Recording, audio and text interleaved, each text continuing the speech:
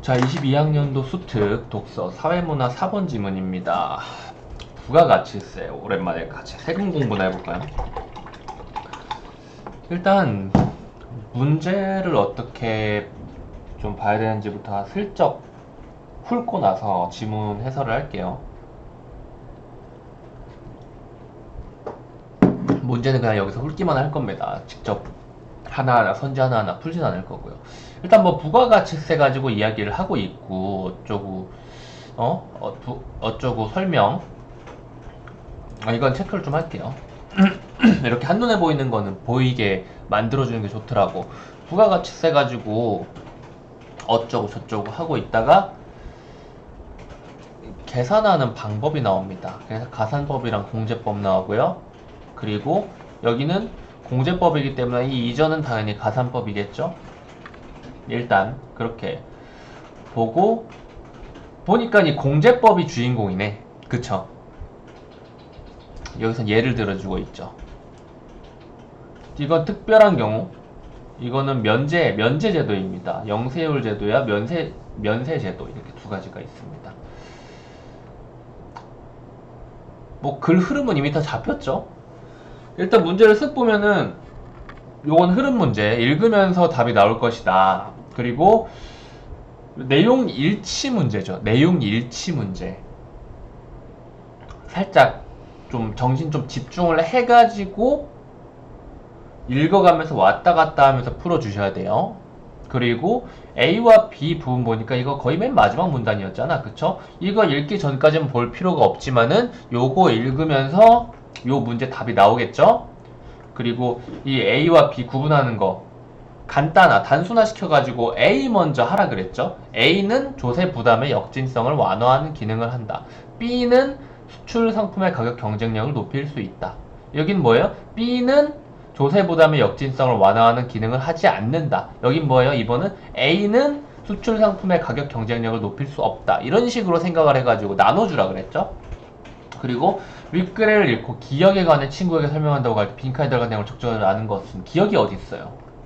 기억이 요 위에 있습니다. 그러니까 1문단, 2문단, 3문단까지 꼼꼼하게 읽어가면서 첫 번째 문제에 대한 답이 나올 수도 있고 안 나올 수도 있고, 이거는 끝까지 읽고 나서 확신할 수 있는 학생은 그렇게 하셔야 되는 거고요. 이 두 번째도 선지 몇 개는 구분이 될 거라고 예상이 되고, 그리고 4번 문제가 풀릴 것이다. 그리고 그 다음 문단 읽으면서 3번 문제 풀릴 것이다. 그렇다면은 한번 쭉 읽으면서 1, 2, 3, 4번까지 답이 나오고 5번만 보고 나서 다시 한 번 더 찾아주시면 되겠습니다. 오케이? 이제 지문 읽어볼게요. 부가가치세란 국세의 하나로 재화의 공급이나 수입. 근데 이 부가가치세에 대해서 아니? 너희들? VAT 이거 되게 많이 들어봤을걸? VAT 별도. 웬만한 음식점에 있는 메뉴판에 이런 게 다 있습니다. VAT 별도 이게 있고요. VAT 포함? 요게 있는데 이게 뭐냐면 그냥 그 지문 읽기 전에 설명을 좀 해줄게요. 여러분들의 소비자의 입장에서 생각할 수 있는 건 딱 하나예요. 이거밖에 없어요. VAT는 10%인데요. 10%인데요. 원래 우리가 계산하게 되는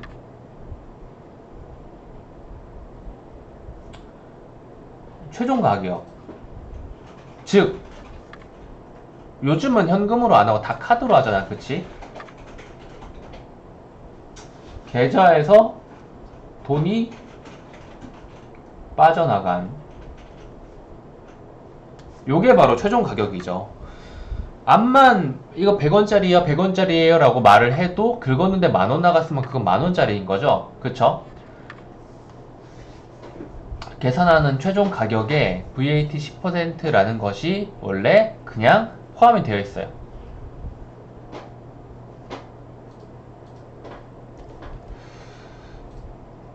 오케이? 그래서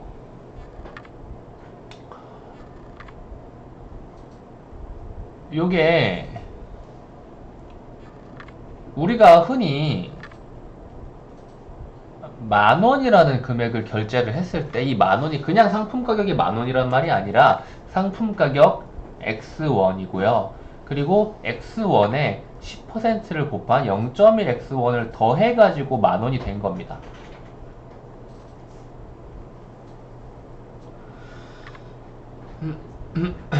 요거예요.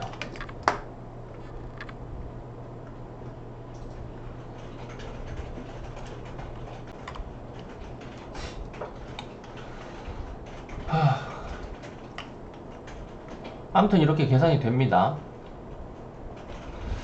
이제 사실은 이게 다예요. 우리가 살면서 만날 것은 이게 단데 가끔 비싼 집은 VAT 별도라고 해가지고 음식 가격을 35,000원이라고 메뉴판에 써놨어.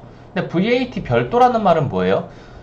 어떠한 상품에 부가적으로 붙는 가치를 세금으로 매기는 걸 부가가치세라고 하는 건데, 별도라고 하는 건 뭐야? 이 상품 가격이 아니라 여기에 부가적으로 붙는 가격이 별도다. 그러니까 계산을 할 때 여러분은 35,000원이 아니라 여기에 3,500원을 더해서 38,500원을 결제하게 될 겁니다. 고급 음식점에 가면은 계산했는데 내 생각보다 음식 가격이 비싼 이유는 요것 때문이에요. 자, 그리고 뭐 물론 뭐 포함되어 있는 고급 음식점도 있습니다. 자, 그리고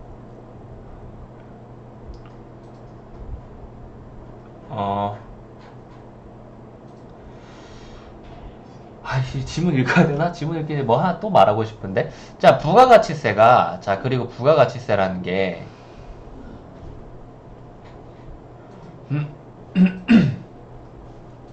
자, 봐봐요.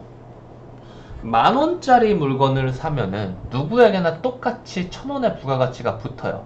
혹은 최종 결제, 그러니까 10,000원짜리 물건을 사면 10,000원, 1,000원이라는 부가가치세가 붙어서 최종 결제 11,000원이 결제가 되는 거겠죠. 혹은 11,000원짜리를 내가 만약 결제를 했다면은 그 안에 이미 1,000원이라는, 10,000원에 1,000원이라는 부가가치가 들어있는 거죠. 돈이 많은 사람, 돈이 적은 사람, 똑같이 그 물건을 살 때 부가가치세 1,000원을 냅니다. 그쵸? 그런데 우리나라 세금은 기본적으로 누진세를 적용하고 있죠. 재산에 관련해서. 세금이라는 것의 기본이 잘 사는 사람과 못 사는 사람, 그러니까 복지를 위한 거거든요. 한 나라의 운영을 위해서 걷는 건데, 나라 운영에서 굉장히 큰 부분을 국민 복지가 차지를 하고 있어요. 국민 복지가 뭐냐면, 뭔가 안 좋은 상황에 있는 사람을 조금 더 나은 상황으로 만들어 주는 거예요. 예를 들면, 아파가지고 진료를 못 받는 사람을 위해서 건강보험 악용하는 게 요즘에 너무 많긴 하지만은, 그리고 또 뭐가 있을까요? 부익부 빈익빈을 막기 위해서 우리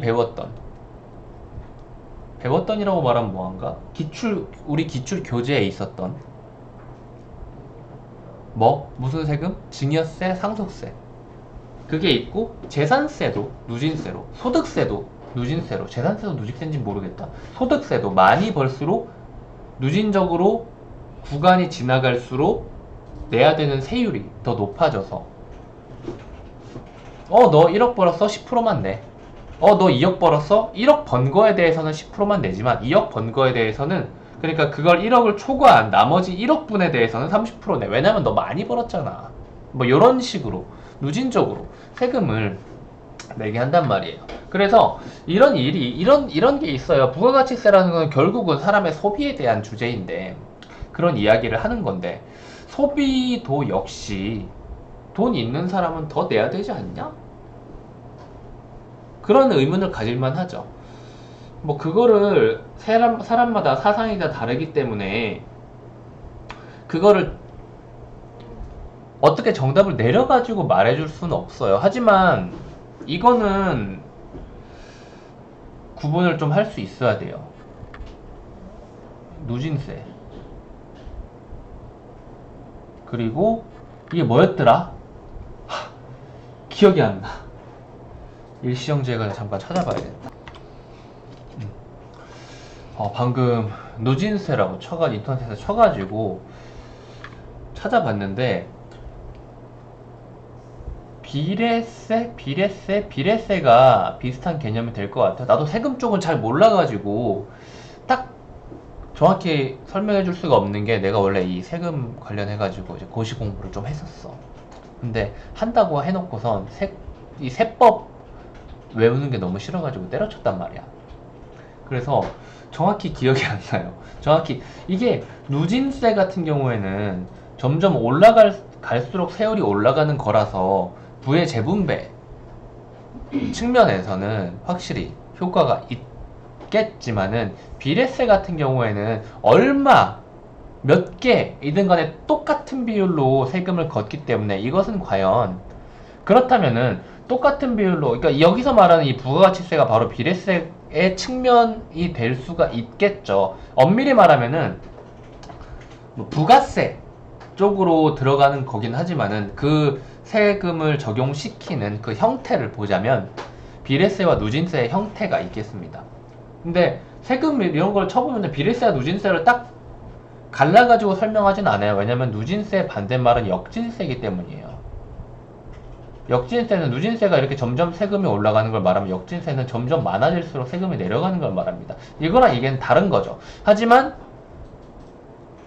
이 둘도 대비시켜가지고 볼 수 있죠. 이때까지 제 설명에 따르면은.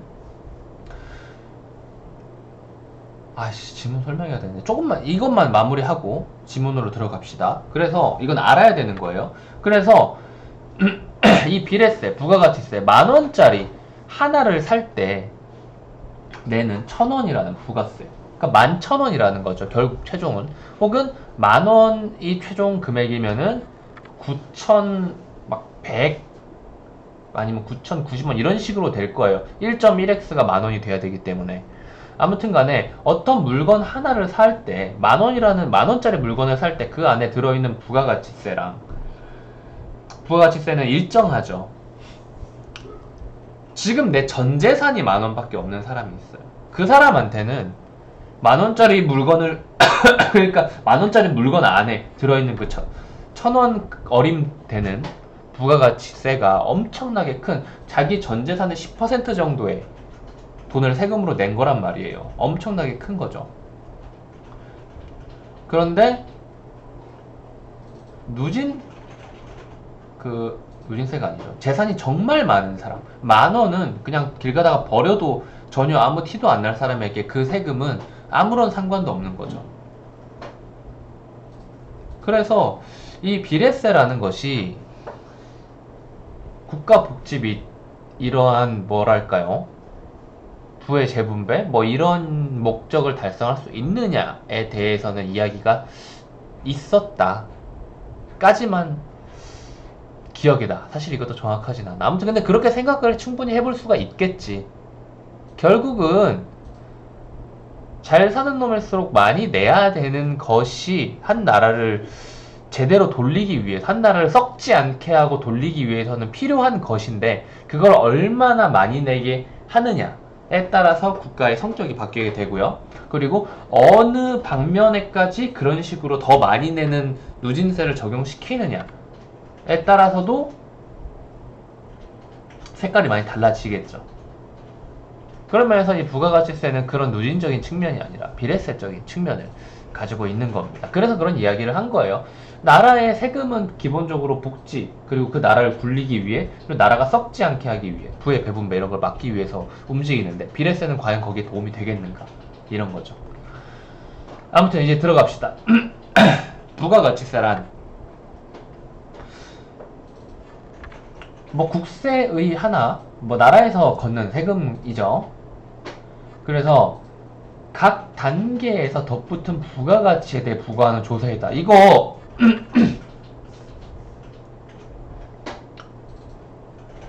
각 단계에서 덧붙인이라는 이야기 보니까 뭐가 하나 생각나지 않아요? 응? 부가가치의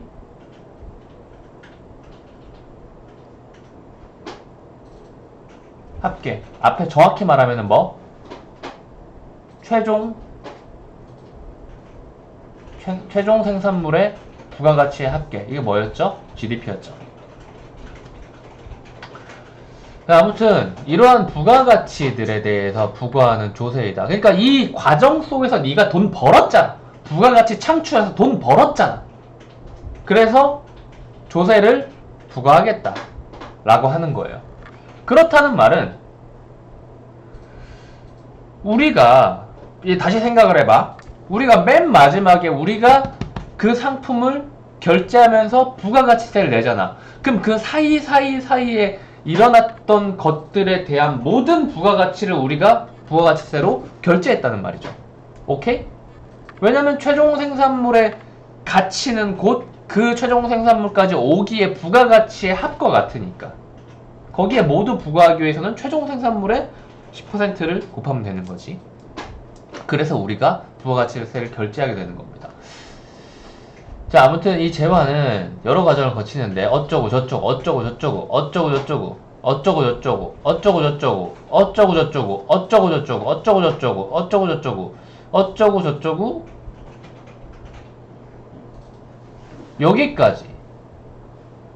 여기까지가 바로 방금 전에 제가 이야기했던 부가가치의 합계는, 이거는 우리 그 독서 2단계 GDP 지문에 있어요.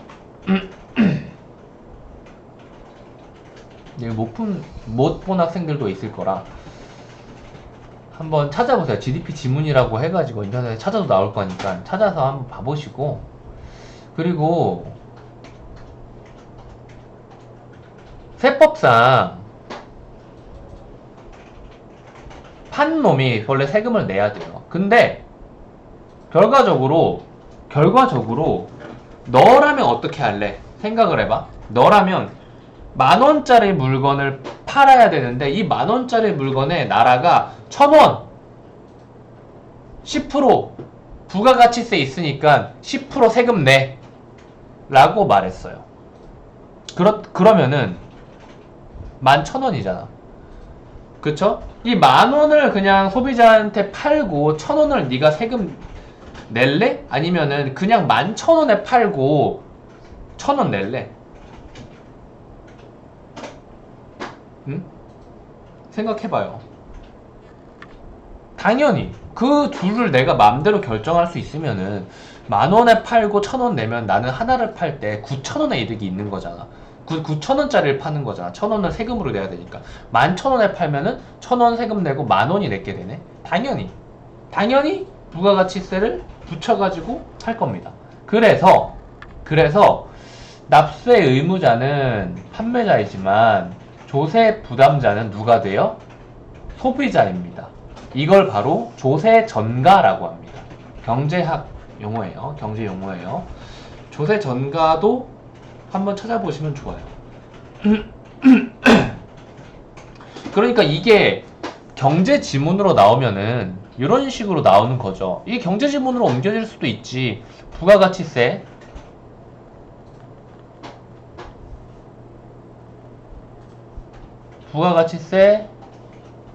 부과에 따른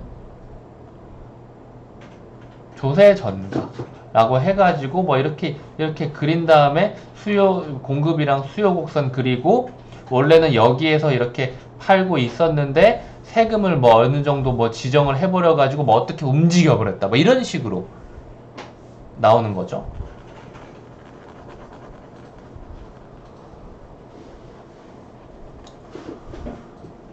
아무튼 벌써 20분 지나버렸네. 이거 시작 들어가지도 않았는데. 자, 아무튼 간에 이 부가가치세는 납세 의무자의 주소지나 소득과 상관없이 어쩌고저쩌고 정해진 세율에 따라 부과된다. 이런 거 하나하나가 전부 다 내용일치 문제 쪽에 들어가는 거죠. 왔다 갔다 해주면서 최소한 한 문단 단위로 왔다 갔다 하면서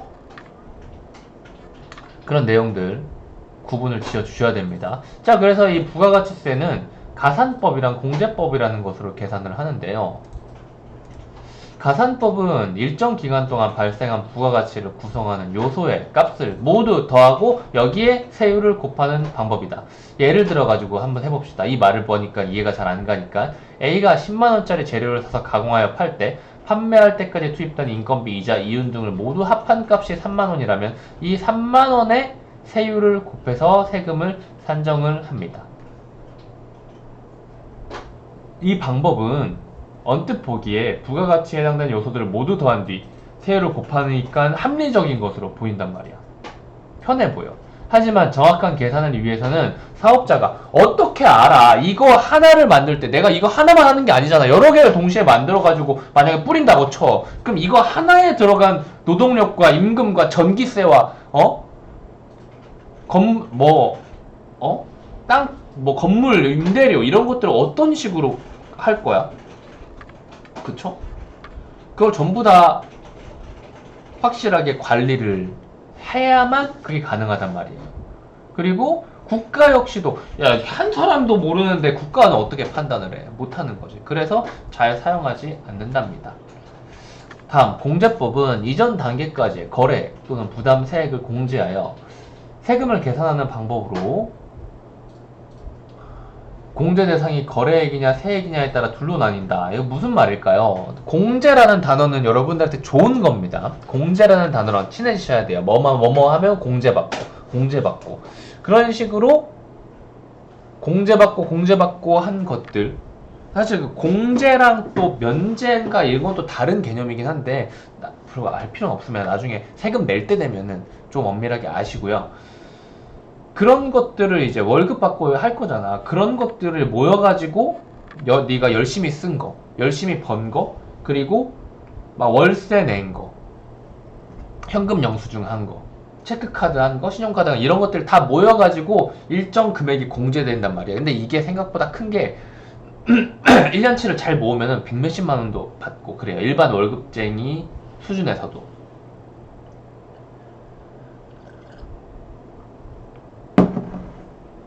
내가 얼마를 받았나? 기억이 잘 안 난다. 그리고 월세 내면은 월세 공제도 또 많이 됩니다. 근데 이거는 또 얘기하면 또 얘기할 게 있지만은 더 얘기하진 않을게요. 자, 공제법은 이전 단계까지 이것도 정확히 무슨 말인지 모르겠어요. 다음에 읽어봅시다. 거래액을 공제하는 방법인 전 단계 거래액 공제법은 일정 기간 동안의 매출액에서 매입액을 뺀 금액에 세율을 곱하여 세금을 산정한다. 전 단계 이거 앞전이에요. 앞전자를 썼는데 앞전자 맞지? 전 단계 거래액 공제법은 앞에 단계에서의 거래액을 공제한다? 뭐 이런 이야기를 하는 것 같은데 무슨 말이냐면 매출액에서 매입액을 뺀 금액은 뭐예요? 내 이익인 거죠. 이익에다가 세금을 곱하겠다 이거예요. 그러니까 이 말은 뭐예요?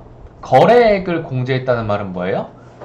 이걸 하기 위해서 네가 이전에 거래한 돈, 이 서비스를 제공하기 위해서 이전 재료들을 구입하기 위해서 거래한 돈은 공제하겠다. 뭐 이러한 의미로 보여지네요. 그쵸? 그래서 이 방법은 직접 계산한 부가가치에 세율을 곱하여 부가가치세를 산출을 하니까 과세가 되는 대상이 어떠한 요소로부터 창출된 부가가치인지 명확히 인식할 수 있다는 장점이 있다. 그러니까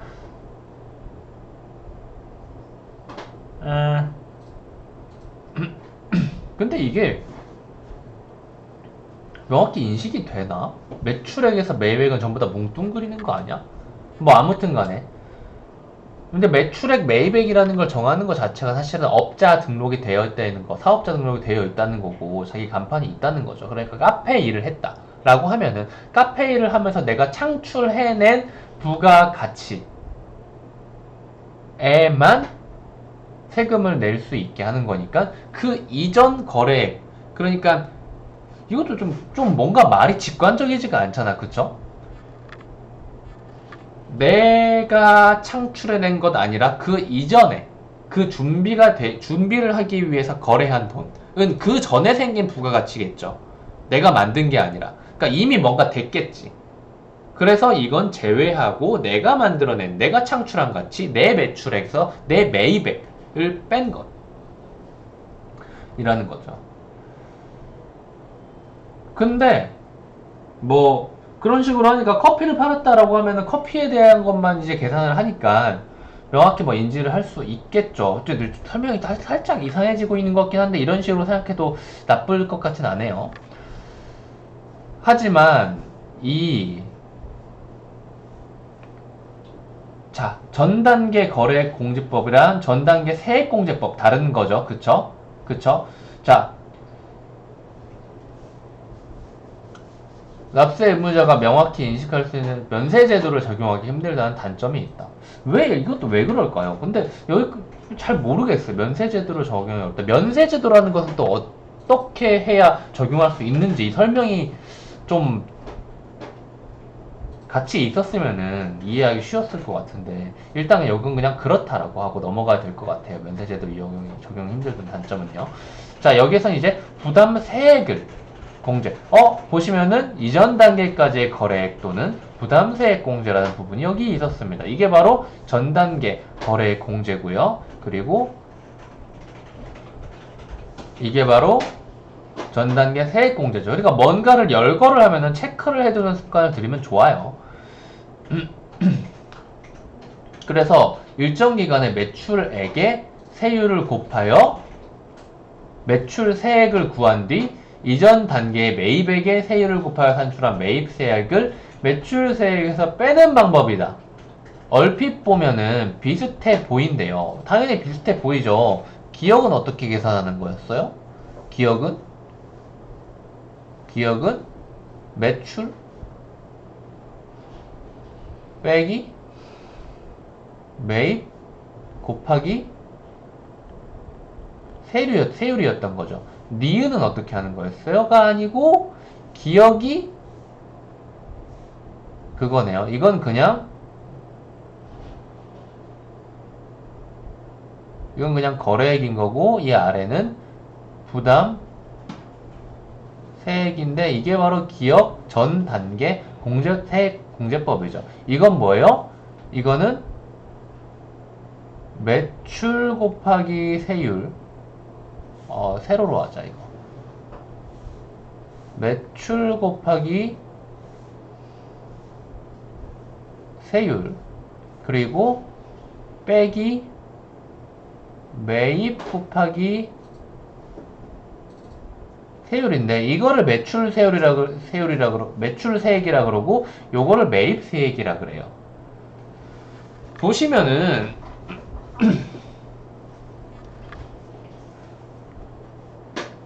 이 두 개 수학적으로 접근하면 똑같죠. 그쵸? 수학적으로 접근하면 매출 곱하기 세율 빼기 매입 곱하기 세율은 두 개 묶어가지고 매출 마이너스 매입 곱하기 세율로 똑같잖아. 수학적으로는. 그쵸?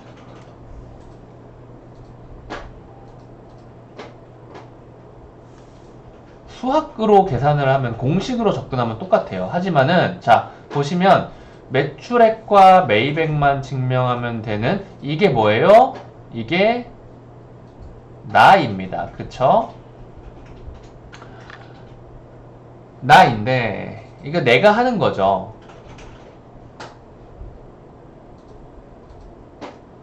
그리고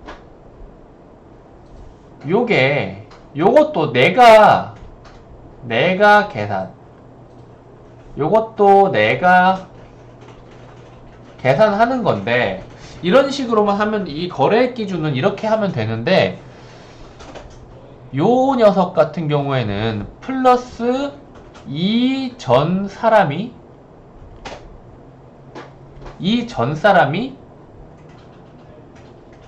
납부한 세액을 증빙해야 돼요. 증빙이 뭐예요? 세액 영수증을 같이 내야 된다는 거예요. 그 전 사람은 그럼 누가 있을까요? 아무튼 그래서 서로 거래를 할 때 내가 매입을 할 때 매입한 대상이 있을 거 아니야. 저 여기서 이만큼 세금 낼 겁니다. 라고 세금 계산서에 발행을 받아야 됩니다. 그래서 야, 너 제대로 했어? 제대로 못했어? 서로 자기의 돈이 움직이는 그런 게 되기 때문에 장난질을 하기가 힘들죠. 왜냐면 얘가 장난질을 하면은 봐봐. 이 전 사람이 낸 세액을 그대로 나라가 받아들였다면은 그게 기준이 되는 게 되겠죠. 하지만 불법이라면은 그 사람이 잡혀가게 될 테지만 합법 하에서 이 전 사람이 세금을 싸게 냈다 이거야. 세금을 얼마 안 냈어. 그러면 내 입장에서는 이 전 사람이 부가가치에 대해서 낸 세금이 클수록 내가 낼 부가가치에 대한 세금이 적어져요. 왜냐면은 이 전 단계에서 빼는 거잖아. 근데 이 사람이 조금 냈으면 내가 낼 세금이 많아지기 때문에 이 전 사람이 장난질 못하게 막아야겠죠. 그래서 상호 견제를 한다는 말이네요. 또한 재밌네 이거.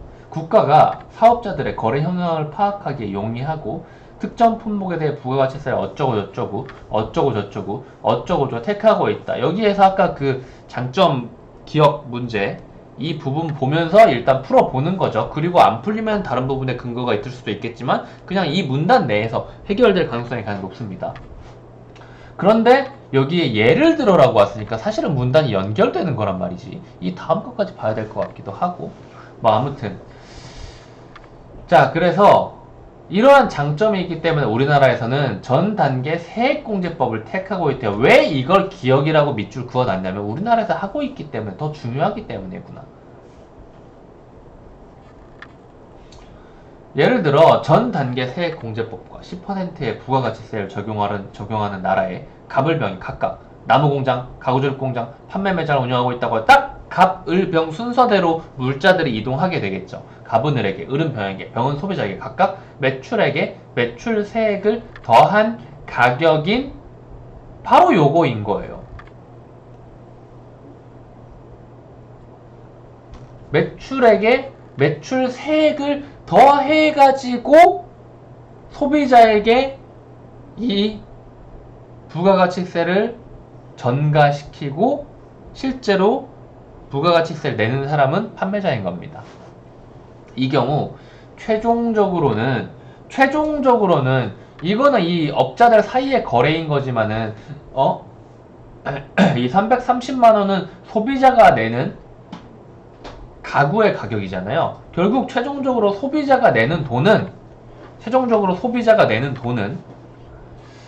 300만원에 30만원을 더해서 330만원입니다. 그리고 이 30만원은 갑을병이 납부해야 할 부가가치세를 모두 합한 값. 제가 아까 맨 처음에 이야기했던 부가가치의 합 이야기하면서 이야기했던 것이 여기에서 나오죠. 특별한 경우 부가가치에 이걸 어떤 식으로 분배하고 이런지는 얘기를 뭐 딱히 안 하나 보냐. 그냥 이걸로 끝인 거죠. 특별한 경우 부가가치세를 면하게 해주기도 하는데 이러한 제도로 영세율 제도와 면세제도가 있다. 영세율 제도란 매출세액의 계산에 0%를 계산한다. 그래서 0, 숫자 0, 세율이 0이다라는 거죠. 쉬운 말이네요.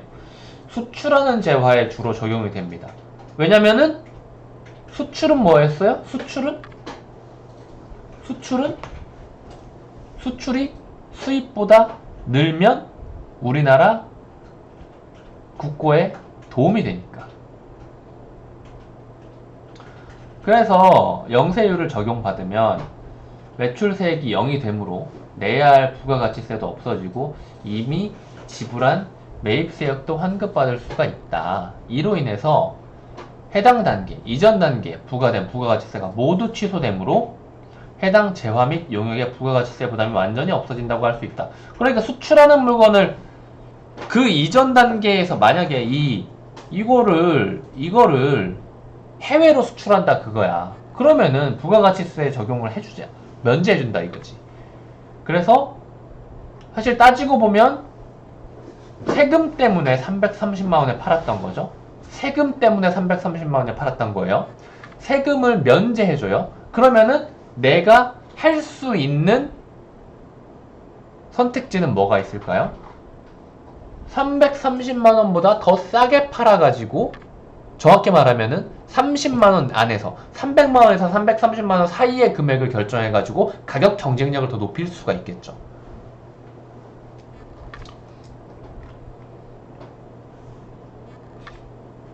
그래서 가격 경쟁력이 높아지고 국외의 소비자는 이중으로 세금 부담을 지지 않게 된다. 왜냐면은 그 수입하는 것 관세가 붙어가지고 내가 사게 될 거란 말이야. 그래서 그 나라의 부가가치세와 우리나라에서 매기는 세금까지 전부 다 합쳐버려가지고 이중으로 세금 부담을 지지 않아도 된다라는 말인 것 같아요. 단, 부가가치세법상 신고 의무를 지닌 과세 사업자만이 영세율 제도를 적용받을 수 있다. 그래서 신고를 해야 된다. 신고를 해야만 한다. 그리고 이제 면세 제도죠.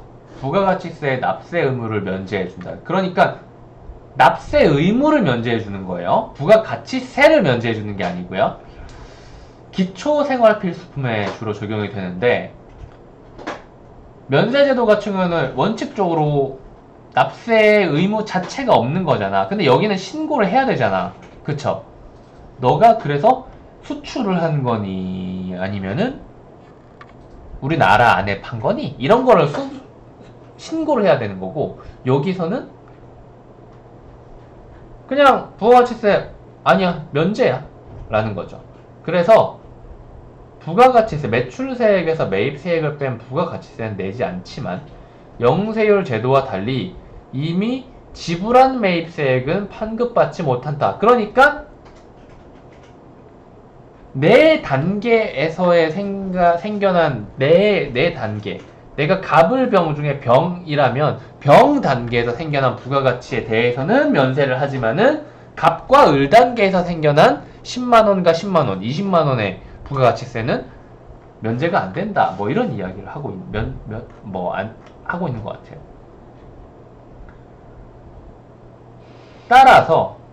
따라서 만약에 병이 마지막 단계고 기초생활필수품이라고 만약에 인정이 됐다고 해서 면세가 됐다고 해요. 이 전에 갑과 병이 110만원, 220만원을 팔았잖아. 그렇기 때문에 나는 내 부가가치세는 면세가 됐지만 이 전 갑과 을의 부가가치세는 면세가 되지 않았기 때문에 내가 파는 돈은 얼마예요? 갑과 을 단계에서 생겨난 부가가치세 20만원을 포함한 320만원이 되는 거겠죠.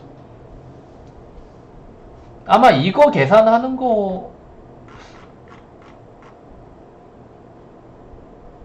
아니구나. 이거는 완전 이 계산하는 문제뿐은 아니구나. 아무튼 이런 식으로 생각을 할 수가 있는 겁니다.